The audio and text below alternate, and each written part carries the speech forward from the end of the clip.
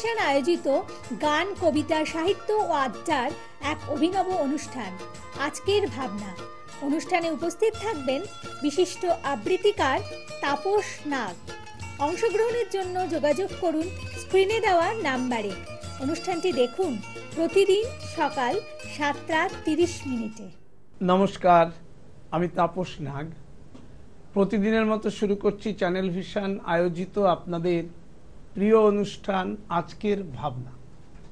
আপনারা জানেন দীর্ঘ 5 বছর অতিক্রান্ত আজকের ভাবনা তার নিজস্ব ছন্দে, নিজস্ব গতিতে এগিয়ে চলেছে এবং পশ্চিমবঙ্গের শিক্ষা সংস্কৃতি জগতে এটা অবশ্যই একটা অন্য ধরনের অনুষ্ঠান, যা আপনাদের মনকে সবসময় এই অনুষ্ঠানের প্রতি আকৃষ্ট করে রেখেছে।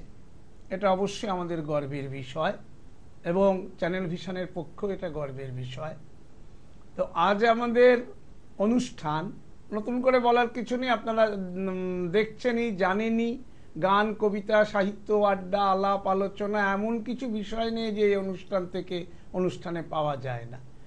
একটি বিষয়কে কেন্দ্র করে এই অনুষ্ঠান নয়। আজ আপনারা সকলেই জানেন আন্তর্জাতিক যোগ দিবস। আর আজকাল তো বুঝতেই পারছেন, আর কেউ তো এমনি পৃথিবীতে বিয়োগ করতে আসে না, সবাই যোগ করতেই আসে। তো সুতরাং এই যোগ কথাটার মানে যেমন ওই রবীন্দ্রনাথ লিখেছিলেন, বিশ্বর সাথে যোগে যেথায় বিহারও, সেইখানে যোগ তোমার সাথে আমারও। কি ভুল বলছি না তো? আমার বাঁদিকে আজকে আমাদের অতিথি সৌরভ চট্টোপাধ্যায়। নমস্কার। বিশিষ্ট যোগ শিক্ষক। বহু মানুষ ওনার কাছে যোগের ব্যাপারে তালিম নেন এবং পশ্চিমবঙ্গের এই যোগাসনের ব্যাপারে, যোগের বিভিন্ন বিষয়ে এবং যোগ দিয়ে নানা রকম রোগকে দূরে ঠেলা, অনেক কিছুতে ওনার বিশেষ ভূমিকা বা পারদর্শিতা রয়েছে। যাক, আমরা আজকে সৌরভ বাবুর কাছে প্রথম প্রশ্নে যাব। যে প্রশ্ন বলতে এটাই যে এই যে যোগকে নিয়ে সারা বিশ্ব এত একটা আলোড়ন, একটা যেটা নিয়ে বেশ সারা পৃথিবীতে একটা মানে যোগের প্রতি একটা মোহ, এটা কেন? এখন নতুন করে যোগের প্রতি এরকম মোহ তৈরি হয়েছে, কিন্তু আসলে যত ভোগ বাড়বে তত যোগ বাড়বে, একটা কথাই আছে।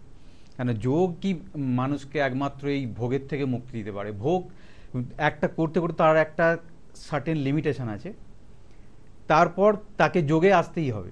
মানে যোগ শব্দটার এসেছে সংস্কৃত শব্দ যুজ থেকে, যার মানে হচ্ছে যুক্ত হওয়া।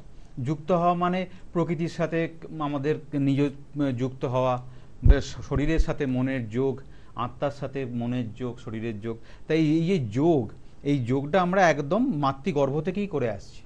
তাই যোগ ছেড়ে আমরা কখনোই ছিলাম না। তাই কারণ আমরা যখন মাতৃগর্ভে রয়েছি সেটাকে বলি আমরা গর্ভাসন, আর যখন মারা যাচ্ছি তখন আমরা বলি শবাসন। এই শবাসনটাকেও আমরা সবাই জানি, ও শবাসনে শুয়ে রয়েছে, মানে সবের মতো শুয়ে রয়েছে। তাহলে আমাদের পুরো জীবনটাই যোগের মধ্যে দিয়েই যাচ্ছি। তাই সেই যোগকেই একটা আলাদা করে অন্যরকম উত্তরণে নিয়ে যাওয়া, তাকে সেলিব্রেট করা। হ্যাঁ, তো সেটাই বিশ্ব যোগ দিবসের লক্ষ্য। এবছরের বিশ্ব যোগ দিবসের যেটা লক্ষ্য সেটা হচ্ছে নিজের উন্নতি, তার সাথে সাথে সমাজের উন্নতি। তাই নিজের উন্নতি যদি আমি করতে না পারি, আমি সমাজকে কি শিক্ষা দেব? তাই এবারের যোগের পুরো 10তম যে আন্তর্জাতিক যোগ দিবস, তার পুরো লক্ষ্যটাই হচ্ছে নিজের উন্নতি, সাথে সাথে সমাজের উন্নতি। আচ্ছা, এখানে একটা প্রশ্ন এসে যায় যে 10তম, অর্থাৎ তার মানে সম্ভবত বলছেন 2014 কি 15 থেকে আন্তর্জাতিক যোগ দিবসের স্বীকৃতি পেয়েছে। তার আগে এটা 10ম আন্তর্জাতিক যোগ দিবস। তার আগে কি এরকম কোনো কিছু দেখা হতো যে জাতীয় স্তরে বা এরকম ব্যাপার ছিল না? আন্তর্জাতিক দিয়ে সূচনা, আন্তর্জাতিক দিয়ে সূচনা। প্রায় 188টা দেশ, এখন হয়তো আরো একটি বেড়েছে, দেশ একসাথেই যোগ করছে এবং যোগটাকে বুঝেছে যে এটা কোনো রকম কোনো ধর্মের সাথে এর সাথে যুক্ত নয়। যোগ একটা চিরন্তন, চিরন্তন প্রবহমান দীর্ঘদিন ধরে চলে আসছে এবং একদম সনাতন যুগ থেকে সেইটা ছিল, আছে এবং থাকবে। আলাদা করে কোনো রকম কোনো ধর্মের সাথে এটা কোনো যোগ নেই, এটা যোগ নিজেই একটা ধর্ম। আচ্ছা, এবার ধর্ম থেকেও বড় কথা হচ্ছে তো কর্ম। অবশ্যই। তো স্বামীজি তো বলতেন যে কর্মই ধর্ম। এই যোগ থেকে মানুষ, যে এই যোগের মধ্য দিয়ে মানুষের উপকার কি হচ্ছে? আপনি তো যোগের একজন চিকিৎসক, হ্যাঁ, আপনি তো যোগকে নিয়ে অনেক কিছু ভাবেন বা করে চলেছেন, সমাজের অনেক কাজ করছেন, মানুষের উপকারে আসছে সেগুলো। তো এইটা মানুষের উপকারে কি কি ভাবে আসছে কিছু কথা যদি বলেন আজকের দিনে, কারণ মানুষ এটা তো শুনতে চাইবে, আজকের দিনটা তো সেই জন্যই। অবশ্যই। যেমন প্রথম কথা বলি, এই সময়ে বেশিরভাগ মানুষই খুব অস্থির, অতিরিক্ত অস্থির, সবসময় একটা অ্যাংজাইটি, টেনশন, স্ট্রেস, এই কথাগুলো আমাদের একদম সবার মনে মনে, সে সবার মুখে মুখে। কিন্তু এই অ্যাংজাইটি, স্ট্রেস, এই টেনশন এগুলো আসছে কোত্থেকে? অতিরিক্ত চাপ নিয়ে নিচ্ছি, অতিরিক্ত ভোগ করার বাসনা, যা আমাদের ক্ষমতা, তার ক্ষমতার বাইরে গিয়ে ভাবছি, ক্ষমতার বাইরে সেটাকে নেওয়ার চেষ্টা করছি, সেই থেকে এই জিনিসগুলো আসছে। কিন্তু এই মানসিক চাপকে পুরোপুরি সরাতে সক্ষম হচ্ছে যোগের এই প্র্যাকটিস, যোগ, এবং তার সাথে প্রাকৃতিক চিকিৎসাও আছে অবশ্যই।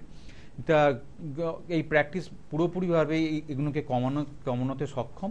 এছাড়া যেটা সম্ভব হচ্ছে, শারীরিকভাবে যেমন মজবুত করে যোগ, মানসিকভাবে মজবুত করে এবং বৌদ্ধিকভাবে মানুষকে অনেক বেশি সে আপনার যোগের ওপরের স্তরে উন্নীত করে, যেটা আমরা স্পিরিচুয়ালিটি বলি, আধ্যাত্মিক ব্যাপার, সেটা আমরা একটু পরে আসছি। কিন্তু আমরা আপনি যেটা বলছেন, যেটা হচ্ছে যে শারীরিকভাবে এবং মানসিকভাবে আমরা কিভাবে মানুষ উপকার পাচ্ছে, তাই যোগটা করছে।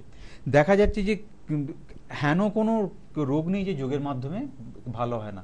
সে আপনাদের হজমের সমস্যা হোক, মাথা যন্ত্রণা হোক, উচ্চ রক্তচাপ, নিম্ন রক্তচাপ, এছাড়া হচ্ছে যে ঘুমের যে অসুবিধা, যেটাকে আমরা বলি ইনসোমনিয়া, যে কোনো রকমের মানসিক রোগ, শারীরিক রোগ, সব রকম রোগ থেকেই আমরা দেখছি মুক্তি পাওয়া যাচ্ছে এই যোগের মাধ্যমে, এবং খুব সহজে, বিনা ওষুধে। এবারে একটা কথাই বলছি, ওষুধের কথাটা আপনি এনেছেন, আমরা যেটা দেখতে পাই যে অ্যালোপ্যাথিকে, যেটা নাকি মূল চিকিৎসা পদ্ধতি, তো সেইখানে তো দেখা যায়, শুনতে পাই প্রতিটি ওষুধেরই সাইড এফেক্ট আছে। অবশ্যই। যোগের ক্ষেত্রে কি আপনি বলছেন সাইড, ধরুন এই যে অনেকে এই কি একটা সময় দেখতাম কি অনুলোম বিলোম না কি নাম ছিল, প্রাণায়াম, এর নামগুলো আমরা শুনেছি, তা সেইগুলোর কি কোনো সাইড এফেক্ট নেই যে অনেকে করছে নানান ভাবে, ভুল টুল করলে বা ঠিক মতো না করলে? এই বিষয়গুলো একটু জানতে। অবশ্যই, খুব ভালো প্রশ্ন করেছেন। সাইড এফেক্ট বলতে এক্ষেত্রে যেটা বলবো, যে অনেকেই যেটা করেন, না জেনে শুনে কতটা করতে হবে, কিভাবে করতে হবে, কোন সময়ে করতে হবে, এবং কটা রাউন্ড করতে হলো, কতটা শ্বাস প্রশ্বাস কীভাবে নিতে হবে, বসার ভঙ্গিমা, এইগুলোর ভুল হলে 19-20 ক্ষতি হতে পারে। সেই ক্ষতিটা যাতে না হয়, তার জন্য একজন যোগ বিশেষজ্ঞ বা একজন যোগের ডাক্তারবাবুকে একবার দেখে নিলে ভালো। এখন তো যোগের ডাক্তার, যোগ থেরাপিস্ট আমরা তো বলি, ডক্টর ইন যোগা থেরাপিস্ট চারিদিকে বিভিন্ন জায়গায় আছেন, তাদের থেকে একটু খোঁজ নিয়ে নিলে হয়। আর যোগের গুরুরা রয়েছেন বিভিন্ন জায়গায় দেখিয়ে দেওয়ার জন্য হাতে নাতে, তাদের থেকে একটু দেখে নিলে অবশ্যই তারা ভুল ত্রুটিগুলোকে শুধরে দিতে পারবেন। আচ্ছা, অন্যান্য পেশাতে, বিভিন্ন পেশাতেই তো কিছু না জানা লোকও ঢুকে পড়ে, অবশ্যই। এখানে যোগের ক্ষেত্রে কি সেরকম কিছু এরকম না জেনে হয়তো যোগ শেখাতে লেগে গেল, এরকম ব্যাপার কি আছে? আমাদের দেখুন, আমি তো সাংস্কৃতিক জগতের লোক, আপনি জানেন, সংস্কৃতির ক্ষেত্রে দেখা গেছে না জেনে কেউ গান শেখাতে লেগে যাচ্ছে, অল্প জেনে কেউ অল্প জেনে আবৃত্তি শেখাতে লেগে যাচ্ছে, কেউ নাচ শেখাতে লেগে যাচ্ছে। এই বিষয়গুলো কি যোগের ক্ষেত্রেও হয়? হ্যাঁ, সেক্ষেত্রে হয় যে খুব কম সময়ে কিছু শিখেই সে একদম নেমে পড়লো শেখাতে। সেক্ষেত্রে একটু যিনি শিখছেন তাকেও বুঝে নিতে হবে, এবং গুরুকে বা শিক্ষককে একটু যদি পরীক্ষা করে নিতে পারেন ভালোই হয়। এখন যদি বলেন যোগ প্রথম যিনি শিখতে যাচ্ছেন, তিনি তো ভালো মন্দটা বুঝতে পারবেন না, এর ফলে অনেকে একটু ভুল পথে চলে যায় না কি এক এক সময়? হ্যাঁ, সেটা চেষ্টা করতে হবে চারিদিক থেকে। আমরা আমাদের জগৎ দিয়ে যেটা দেখেছি, আমি যোগের ক্ষেত্রে সেটাই বলছি। আচ্ছা, এইবার আসি আরেকটা প্রশ্নে, যে যোগের যে আপনারা বলছেন যে আপনি একজন যোগ শিক্ষক, সেখান থেকে আপনার যে কথা, আপনি বিশিষ্ট মানুষ, দীর্ঘদিনের মানুষ এই ব্যাপারে, এখন এই যে বিষয়টা, এটা তো একটা শারীরিক দিক গেল। আজকাল দেখা যায় মানসিক রোগের ক্ষেত্রে দেখা যায় বিশেষ করে সাইকিয়াট্রিস্ট যারা, তারা তো ওষুধের মধ্য দিয়ে চিকিৎসা করছেন, আর পাশাপাশি সাইকোলজিস্ট, মনোবিদ, যদিও কথাটা শুনতে ভালো লাগলেও আমাদের দেশে বোধহয় সেই অর্থে সেরকম মনোবিদ খুব একটা পাওয়া যায় কিনা আমি বলতে পারবো না, আমি জানি না। কারণ ভালো মনোবিদ পাওয়া খুব কষ্টের ব্যাপার, কিন্তু সাইকিয়াট্রিস্ট আছে অনেক।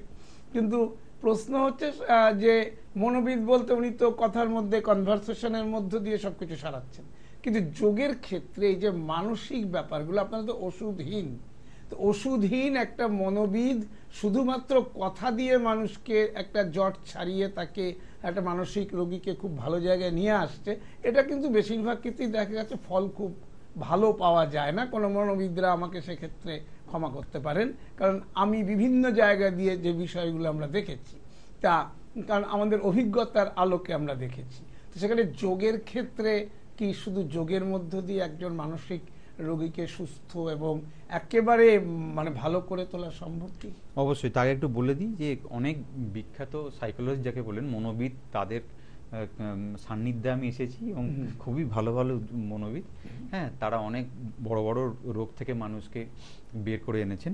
তা এছাড়া আমি যোগের কথাটা যেটা আমি বলছি, ওষুধ ছাড়া যোগের মাধ্যমেই মানুষকে পুরোপুরি রোগমুক্ত করা সম্ভব। প্রচুর পদ্ধতি আছে। সাধারণভাবে যেমন দেখা গেছে যখন একটি মানুষ মানসিকভাবে ভেঙে পড়ে, যোগের এমন কিছু কৌশল আছে যে কৌশলগুলোকে তারা যদি সামান্য একটু একটু করে আয়ত্ত করেন, প্রথমে তারা নিজেরা আয়ত্ত করতে পারবেন না, আমরা সেভাবে দেখিয়ে দেবো কি একটু করে একটু একটু করে আস্তে আস্তে যখন তারা সেই দিনচর্যাটা পালন করতে থাকবেন এবং যোগের সেই রীতিনীতিগুলো মেনে চলবেন, হ্যাঁ, এবং যোগের যে আসন, প্রাণায়াম, ধ্যান, মুদ্রা, এই পরপর যেগুলো আমরা সব রয়েছে, এইগুলো যদি একটুখানি তারা মেনে চলেন, তারা এই জায়গাতে আবার আগের পর্যায়ে তারা ফিরে আসতে পারেন। এরকম আমরা অনেক রিসার্চ ওয়ার্ক দেখেছি।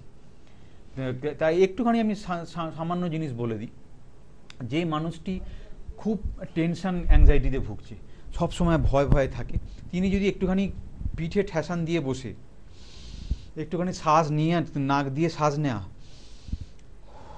আর মুখ দিয়ে ছাড়া,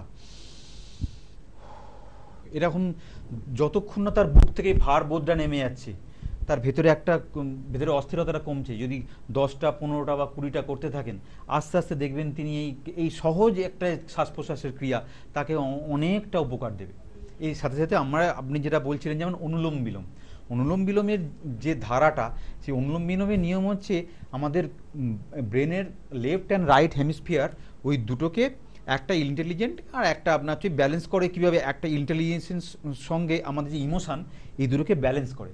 তা এই আমাদের যখন নাক দিয়ে, ডান নাক দিয়ে শ্বাস নিচ্ছি, বাঁ নাক দিয়ে ছাড়ছি, বাঁ নাক দিয়ে শ্বাস নিচ্ছি, ডান নাক দিয়ে ছাড়ছি, আমাদের দুটো ব্রেনকে ও একসাথে ম্যাচ করাচ্ছে এবং রাইট হেমিস্ফিয়ার লেফট হেমিস্ফিয়ার একসাথে সুন্দরভাবে কাজ করছে। তাই আমাদের ইমোশনাল, যেটা আমরা বলি ইকিউ আর আইকিউ, তার ইমোশনাল কোশেন্ট এবং ইন্টেলিজেন্স কোশেন্ট দুটোরই মধ্যে 50-50 ব্যালেন্স থাকছে। তখন আমরা কি ভাবছি যে আমি অতিরিক্ত আবেগপ্রবণ কোথায় হয়ে যাচ্ছি, তখন আমরা কি, যোগে যেমন বলে আবেগের ওপর বুদ্ধি, অহংকারের ওপর তুমি বুদ্ধিকে প্রতিস্থাপিত করো। তো এই বুদ্ধি দিয়ে আমি এবং আবেগ এবং অহংকারকে কন্ট্রোল তখনই করতে পারছি যখন আমি সেই অনুলোম বিলোমকে ঠিক করে আমার জীবনে জায়গা দিচ্ছি। তা তখন আমাদের লেফট হেমিস্ফিয়ার এবং রাইট হেমিস্ফিয়ার খুব সুন্দরভাবে ব্যালেন্স হচ্ছে। এটা একটা অদ্ভুত সুন্দর সায়েন্স, যদি কেউ করতে পারেন তো সত্যি খুব ভালো উপকার পাবেন। অবশ্যই একটা আজকের দিনে এই যে আমরা অনুষ্ঠানটাও করছি এই কারণেই, কারণ আজকের ভাবনার বলেছি চিন্তা ভাবনাটা তো আলাদাই, এটা ইতিমধ্যেই পশ্চিমবঙ্গে অনেকটাই প্রতিষ্ঠিত হয়ে গেছে। কিন্তু প্রশ্নটা হচ্ছে যে এই যে বিষয়টা, এটা যদি ধরুন আপনি একটু আগে একটা কথা বলেছেন যে যেমন মনোবিদদের কথাই বলেছেন, যেটা আমি একটু আগে কথাটা বলেছিলাম, যে আমি অন্তত সেরকম ভালো হয়তো আমার চোখে পড়েনি। কিন্তু এখন প্রশ্ন, আমরা যখন দেখি খুব ক্রনিক ডিজিজ বা খুব মানে খারাপ অবস্থা, তখন তো অ্যালোপ্যাথি ছাড়া কোনো আর অন্য কিছু দিয়ে চটজলদি কিছু হচ্ছে না। তেমনি এই যেমন আমরা মনোরোগের ক্ষেত্রেও দেখেছি সাইকিয়াট্রিস্টরা যত দ্রুত একটা ক্রনিক পেশেন্ট বা যে খুব খারাপ অবস্থা আছে তাকে দ্রুত রিলিফ দিতে পারছে, একটা মনোবিদ তো সেটা পারছে না, এটা আপনি যতই বলুন। এবং সেখানে যখন সাইকিয়াট্রিস্ট তাকে আগে একটা মোটামুটি জায়গায় নিয়ে আসবে, এইবার যখন একটা সে বোঝার পরিস্থিতিতে কিছু একটা সিচুয়েশনে সে আসবে, তখন মনোবিদ তাকে এবার বোঝাতে হয় তো পারে। সেটা সব জায়গায় নয়, সেটা এক একটা বিভিন্ন ক্ষেত্র আছে যেখানে ওষুধ ছাড়া তার আর লাভ হচ্ছে না, সেটা একটা আলাদা ক্ষেত্র আছে। আবার একটা জায়গা আছে সে ওষুধ খেতে খেতে এমন একটা জায়গায় চলে গেছে তার ওষুধে আবার লাভ হচ্ছে না, তখন তাকে ওই শুধু মনোবিদের ওই কথাগুলোয় কাজ করবে, আর তখন তাকে যোগ প্রাণায়াম, যোগ প্রাকৃতিক চিকিৎসা এতে আসতে হবে। এতে আপনি সে সব রকম লাভই পাবে। মানে আচ্ছা ঠিক আছে, হতে পারে, আমি যেটা ব্যাপারে বিশেষজ্ঞ নই তার ব্যাপারে আমি বলতে যাব না। আমার যেটা মনে হয়েছে, আমি এই ব্যাপারে সাধারণ মানুষ হিসেবে আমার কথা আমি বলেছি। আচ্ছা, এইবার যদি বলি যোগের ক্ষেত্রেও সে এই ধীরে ধীরে এইটাতে আসার জন্যই আমি ওই জায়গাটা টেনে আনছি আর কি, যে যোগের ক্ষেত্রে আপনার যদি খুব ক্রনিক ডিজিজ, সে ভীষণভাবে ভুগছে, ভীষণ রোগটা কঠিন জায়গায় চলে গেছে, তখন কি যোগ কি করবে, কি ভূমিকা পালন? আগে দেখতে হবে কি ধরনের রোগ, সেই রোগ অনুযায়ী আমরা তবে তাকে প্রেসক্রিপশন করে দেওয়া বলুন, তাকে চার্ট করে দেওয়া বলুন, যে একটা নির্দিষ্ট তার জীবনের ধারার পরিবর্তন, খাদ্যরীতির পরিবর্তন, খাদ্যাভ্যাস কীভাবে সে আবার নতুন করে শুরু করবে, কি কি যোগাসন, প্রাণায়াম, ধ্যান, মুদ্রা, এই ধরনের জিনিস তারা প্র্যাকটিস করবে, এই সব কিছু আমরা তখনই সেইভাবে তাদেরকে বলে দিতে পারবো যখন আমরা কি ধরনের রোগ হচ্ছে সেটা আমরা আগে জানতে পারছি। এরকম যদি রোগের কথা বলেন, অনেকে বলেন যে ক্যান্সার ধরুন, তাহলে ক্যান্সারকে আপনি কি করে করবেন? দেখা গেছে, এটা আমি বলতে যাচ্ছি, ক্যান্সার তো একটা সময়ে কিছুই করা যেত না, কিন্তু যোগের এবং আয়ুর্বেদের ক্যান্সারের অনেক আগেই চরক সুশ্রুত ওরা এই জিনিসগুলোকে ভেবে গেছেন, সেগুলো আমরা দুর্ভাগ্যবশত হারিয়ে ফেলেছি, কিন্তু এখন আবার এই নিয়ে রিসার্চ চলছে। দেখা গেছে ক্যান্সারের ফার্স্ট স্টেজ, সেকেন্ড স্টেজও তো পর্যন্ত যোগে প্রচণ্ড ভালো উপকার পেয়েছে। এবং আমরা দেখেছি যত cancer cell does not survive in oxygenation condition. এবার অক্সিজেনের যেখানে অক্সিজেনের অভাব ঘটছে, সেই সব জায়গাতে ক্যান্সার সেল খুব বেশি করে মাল্টিপ্লাই করতে পারে। কিন্তু অক্সিজেন খুব ভালো করে যদি নেওয়া যায়, যে আমার প্রাণায়ামের মধ্যে দিয়ে এত অক্সিজেন শরীরে যাচ্ছে, সেক্ষেত্রে আমরা কি করছি, ক্যান্সার সেলকে সার্ভাইভ করতে দিচ্ছি না, তখন ক্যান্সার সেল আলাদা করে মাল্টিপ্লাই করতে পারছি না। এটা একদম রিসার্চ ওয়ার্কে দেখা গেছে। তাই এরকম যদি প্রথম দিকে ধরা পড়ে, তাহলে খুবই ভালো কাজ করে। এরকম বিভিন্ন রোগ আছে, বা ধরুন ব্লাড প্রেশার, হ্যাঁ, সুগার, যেমন জটিল রোগ, যেমন মানে কন্টিনিউ হয়তো হোল লাইফ ওষুধ খেতে হচ্ছে, হ্যাঁ, সেক্ষেত্রে আপনারা কি ভাবছেন? ধরুন যেমন ব্লাড প্রেশার, যদি হোল লাইফ ওষুধই খেয়ে যাবো, তাহলে তো সেই ওষুধেও তো কাজ হচ্ছে না। তাহলে সেই ওষুধ, একটা যে কোনো রোগ একটা নির্দিষ্ট সময় পর্যন্ত ওষুধ খেলে যদি সেরে যায়, তখন বলা যাবে সেই ওষুধের দ্বারা রোগটা সেরেছে। কিন্তু সেটা যদি আমি সারা জীবনই খেয়ে যাই আমৃত্যু, তাহলে তো রোগটা তো সে ওষুধেও সারালো না, সে তো আমাকে শুধু সাপোর্ট করলো। তাই সেক্ষেত্রে দেখা গেছে কিছু জীবন যাপনের পরিবর্তন, খাওয়া দাওয়ার পরিবর্তন, এছাড়া যাদের এটা আপনার বংশগত নয়, সেক্ষেত্রে কিন্তু অনেক ভালো কাজ পাওয়া যায়। কিন্তু একটা জিনিস আপনাকে একটু বলি, আমরা যেমন বললেন যে এমন কিছু দেখেছি, আমি তো নিজের দেখা থেকে কথাগুলো বলেছি, কিন্তু যেমন মনোবিদের ক্ষেত্রে দেখা থেকে বলেছি, আমার জীবনের অভিজ্ঞতা থেকে বলেছি, তেমনি আরেকটা কথা আমার অভিজ্ঞতা থেকেই বলছি, যে আমি বহু সময় দেখেছি বহু জায়গায় হঠাৎ শুনছি মানুষটা স্ট্রোকে মারা গেছে। এবার মারা যাওয়ার পর আমার প্রথম তখন প্রশ্নটা, আমি অনেককে গিয়েই প্রশ্নটা করে দেখেছি, ওনার কি প্রেশার ছিল, সুগার ছিল? শেষকালে যে প্রেশার ছিল অনেক ক্ষেত্রেই দেখা গেছে, এবং প্রেশারের ওষুধটা উনি ঠিক মতো খেতেন না বা খাননি, এটাও তার মৃত্যুর কারণ হয়ে গেল। তাহলে সাপোর্ট দিচ্ছিল সেটা, তাহলে হয়তো তাকে মরতে হতো না। তেমনি আপনি যোগে কি বলছেন, যে ওষুধটাকে পুরো তুলে দেবেন? ধরুন একজন সেই পজিশনে আছে, প্রেশারের ওষুধ খেয়ে যাচ্ছে কন্টিনিউয়াস, যখন আপনারা যোগ দিয়ে তাকে প্রেশারটাকে নর্মাল জায়গায় আনার চেষ্টা করবেন, তখন কি আপনারা কিভাবে সেটাকে? আমরা প্রথমেই কোন রকম ডাক্তারি ওষুধের উপর কোনো হস্তক্ষেপ করি না। তার কারণ হচ্ছে সেটা একটা আলাদা সাপোর্টটা আপনাকে রাখতে না, ওটা একটা সাপোর্টিভ থেরাপি, এবং সেই জিনিসটাকে সম্মান রেখে তার সাথে সাথে আমরা যোগটাকে চালাচ্ছি। এবার দেখা যাচ্ছে কারুর সেই যতটা ওষুধ আগে লাগতো আস্তে আস্তে তার পরিমাণ কমছে, সেটা হতে পারে। এই করতে করতে অনেকেরই দেখা গেছে আপনার ওষুধটা লাগে না। এছাড়া অনেক প্রাকৃতিক খাবার আছে যে খাবারের মাধ্যম দিয়ে আমরা ওষুধকে মানে দূরে সরিয়ে রাখতে পারি। যেমন যে মানুষটা অতিরিক্ত পরিমাণ পরিশ্রম করেন কিন্তু সেই পরিমাণ খান না, এবং সেই তার লো প্রেশার হচ্ছে, সেই লো প্রেশারকে নর্মাল প্রেশারে আনতে দুম করে আমরা কি করি, আগেই ওআরএস খেয়ে নিই, নুন চিনির জল খেয়ে নিই। এখন প্রচণ্ড গরমে নুন চিনির জল, ওআরএস বা এইসব জিনিসগুলো চলে, কিন্তু কথায় কথায় এগুলো খেতে খেতে একটা সময় দেখা যাবে যে মানুষটা লো প্রেশার ছিল সেই মানুষটা একদিন এমনিতেই হাই প্রেশার হয়ে গেছে। তাই অপ্রয়োজনীয়ভাবে যেন কেউ নুন চিনির জল বা বিভিন্ন রকমের বাজার চলতি ওআরএস টোআরএসগুলো কখনোই দুমদাম করে না খাওয়া। সত্যি শরীর খুব দুর্বল লাগছে, ঘাম বেরিয়ে বেরিয়ে শরীর একদম ক্লান্ত, তখনই যেন কেউ খায়। আর কথায় কথায় গ্লুকন আলাদা করে কোনো এর নাম নিচ্ছি না, গ্লুকোজ টুকোজ এই খাওয়া, যে এগুলো কী হচ্ছে, ডাইরেক্ট গ্লুকোজ। তো আমরা ভাত ডাল সবজি খেয়ে শরীরে গ্লুকোজ তৈরি করছি, আর ডাইরেক্ট গ্লুকোজ যখন শরীরে চলে যাচ্ছে ও দুম করে গিয়ে আমাদের প্যানক্রিয়াসে চলে যাচ্ছে, এবং ওখানে গিয়ে ইনসুলিনকে বারবার স্টিমুলেট করছে, তুমি বেরোলে ইনসুলিন বেরোলে, কেননা গ্লুকাগন কি করে, সুগারকে বাড়ায়, এবং ওটা চলে গিয়ে কি করছে, আমাদের গ্লুকাগনকে বাড়াচ্ছে। ওটাকে কমানোর জন্য, ব্যালেন্সে আনার জন্য ইনসুলিনকে বাড়তে হবে। তাহলে ইনসুলিন দেখছে ঝপ করে চলে এসছে একটা শরীরে অতিরিক্ত সুগার, সেটা এই করতে গিয়ে ইনসুলিনের উপর অতিরিক্ত প্রেশার আসছে, এবং আস্তে আস্তে একটা সুগারের একটা টেন্ডেন্সি চলে আসছে। তাহলে আমরা ওটা আনন্যাচারাল পদ্ধতি হয়ে যাচ্ছে। তাই যতটা সম্ভব ন্যাচারাল পদ্ধতি, যার প্রেশার আছে তিনি চেষ্টা করবেন তার ওজনকে নিয়ন্ত্রণ করে রাখতে। বেশি ভাজাভুজি খাবেন না, বেশি রাত্রির করে শোবেন না, সকালবেলা উঠবেন আর হাঁটবেন। সাধারণ এক্সারসাইজ দিনে অন্ততপক্ষে আধ ঘন্টা এক্সারসাইজ অথবা হাঁটা, চর্বি জাতীয় জিনিসপত্র বেশি না খাওয়া, অতিরিক্ত দৌড়োদৌড়ি ব্যায়াম না করে হালকা ব্যায়াম, হালকা যোগাসন, প্রাণায়াম, ধ্যান অসম্ভব ভালো কাজ করে। এবং আমরা বলতে, আর এমার্জেন্সিতে যেমন মেডিসিন কাজ করে, এমার্জেন্সিতেও যোগের অসাধারণ সব আছে। যদি কোনো প্র্যাকটিক্যাল সেশন কিরম হয় আমরা দেখাতে পারি যে কীভাবে শুধু জলের ধারা দিয়ে, ঠান্ডা জলের ধারা, মাটির প্রলেপ, এইসব দিয়ে আমরা এমার্জেন্সিতে মানুষের হাই প্রেশারকে নর্মাল প্রেশারে আনতে পেরেছি কোনো রকম ওষুধ ছাড়াই। এগুলো প্রমাণিত আছে। আচ্ছা, এবার একটা অন্য বিষয়ে আসি।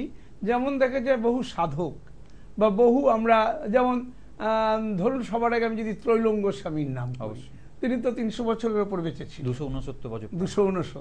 আচ্ছা, আমরা যদি শ্যামাচরণ লাহিড়ীর কথা বলি, আমরা বহু মানুষকে দেখেছি যারা ভারতবর্ষে তাদের প্রচুর মানে তাদের যে আধ্যাত্মবাদ, তাদের যে জীবন দর্শন, তাদের যে মানে কাজকর্ম, সেগুলো, যেমন ধরুন এমনও দেখা যাচ্ছে, এই যে শ্যামাচরণ লাহিড়ীর কথাও শুনেছি, তাদের যোগ সাধনা সম্পর্কে যদি কিছু বলেন।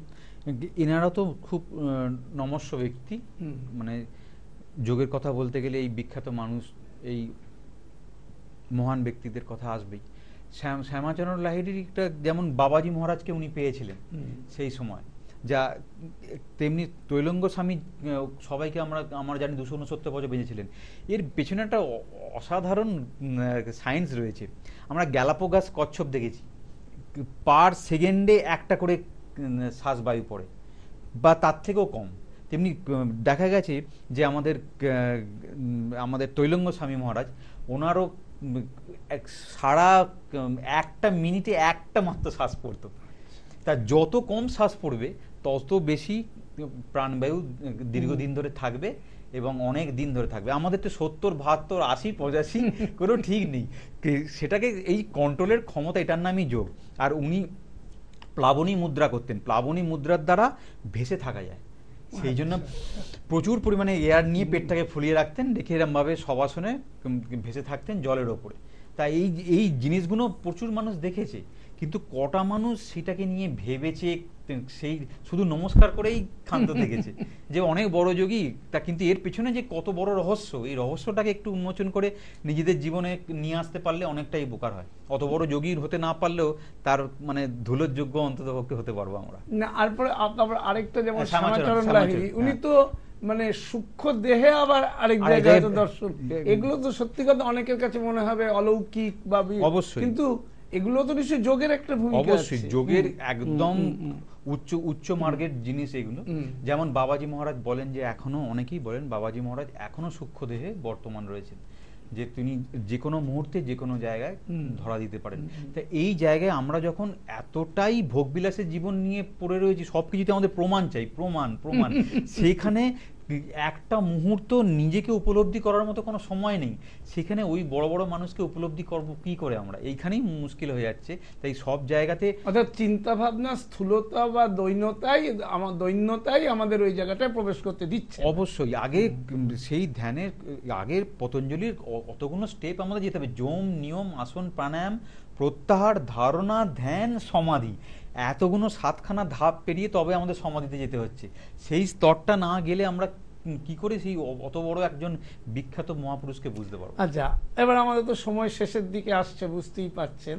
তো সেখানটায় একটা বিষয় আসি, আজকে আন্তর্জাতিক যোগ দিবস, 10ম আন্তর্জাতিক যোগ দিবস।